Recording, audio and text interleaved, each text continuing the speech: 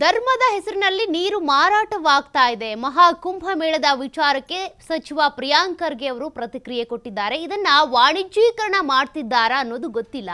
ನೀರಿದ್ರೆ ತಾನೇ ನಾವು ನೀವು, ಇದ್ರೆ ತಾನೇ ಕೃಷಿ. ನೀರಿದ್ರೆ ನಾವು ನೀವು, ನೀರಿದ್ರೆ ಕೃಷಿ. ಕೃಷಿಗೆ ನೀರೇ ಬೇಕಾಗಿರೋದು. ಮನುಕುಲದ ಇತಿಹಾಸವೂ ಕೂಡ ಇಲ್ಲಿಂದಲೇ ಆಗಿದ್ದು.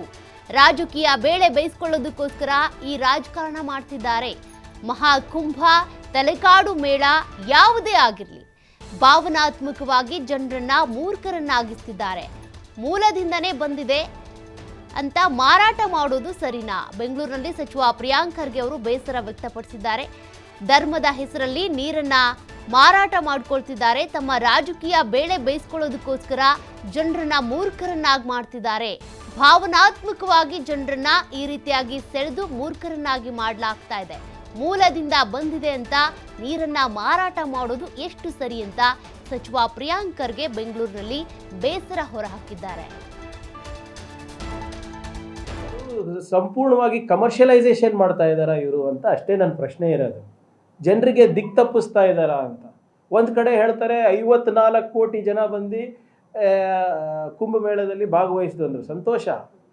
ಆದರೆ ಅದರಿಂದ ಆಗ್ತಾ ಇರುವಂಥ ಪರಿಣಾಮದ ಬಗ್ಗೆ ಯೋಚನೆ ಮಾಡಿ ಜವಾಬ್ದಾರಿಯಾಗಿ ಯಾರನ್ನ ಮಾತಾಡ್ತಾ ಇದ್ದಾರಾ?